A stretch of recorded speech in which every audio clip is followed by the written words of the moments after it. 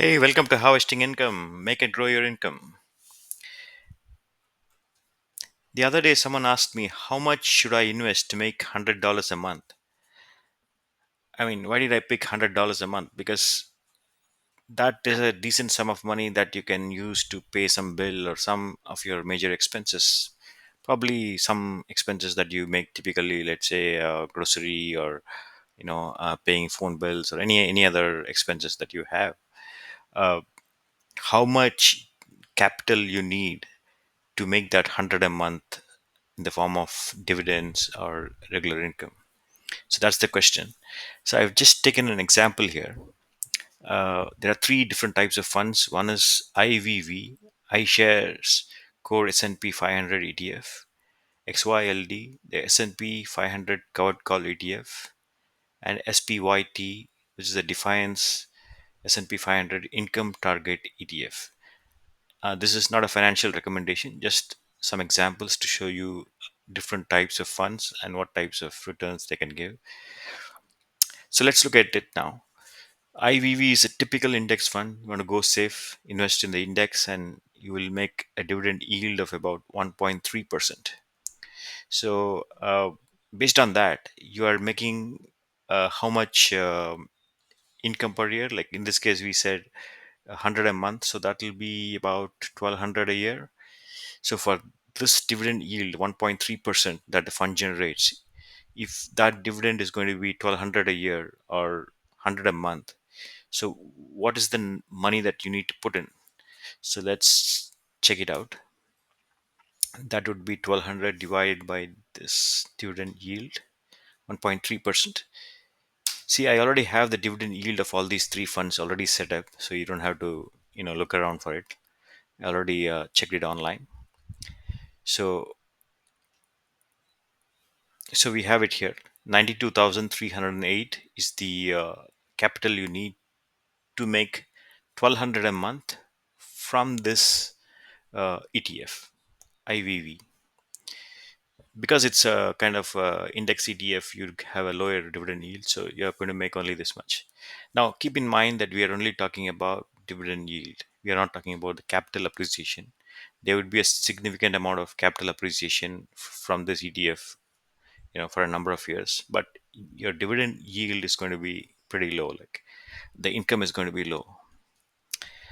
Now let's move to the second fund, which is XYLD, which is S&P 500 Covered Call ETF. This is from the Global X funds, and for the same income, 1200. Imagine the yield is 9.2%. This is the yield that the fund is offering, and what would be the sum of investment that is required? Like I'm thinking it could be somewhere around 13,000 or something. Let me check it out. Okay, 1200 divided by 9.2. Yeah, around $13,000. So if you put in $13,000, you're getting about 1200 every year or 100 a month. So you can see the significant difference, like from the index ETF to the covered call ETF, because the covered call ETF is giving you a good amount of income, like the yield is coming in the form of income, and the capital appreciation could be low or less, but you are still making that much of yield every month. So you need a smaller amount of capital to achieve that income. Okay, so that's the second fund. The third fund would be the SPYT or SPYT. This is from Defiance Funds, and it's a S&P 500 Income Target ETF.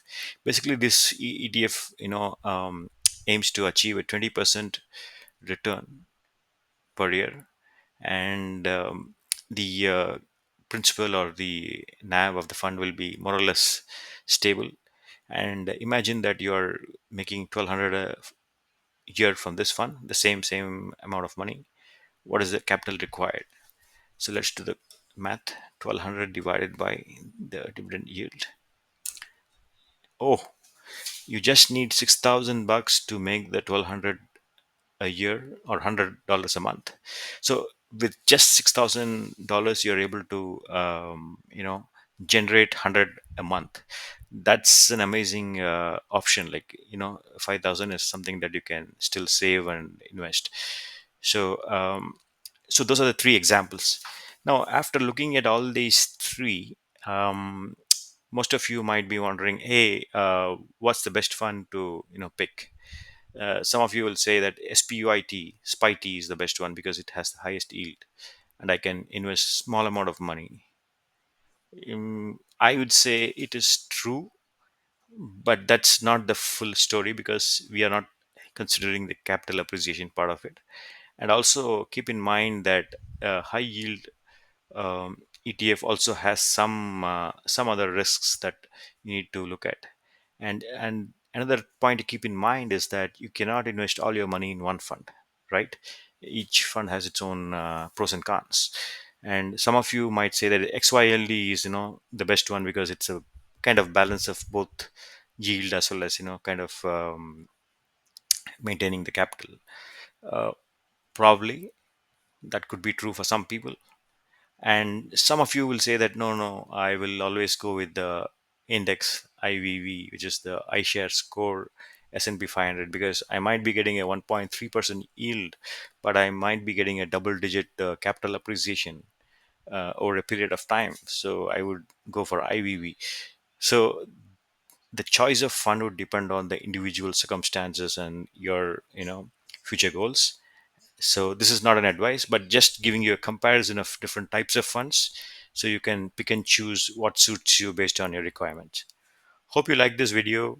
If you like this, please uh, comment or share your thoughts below, and also subscribe to our channel, which is Harvesting Income. Thank you.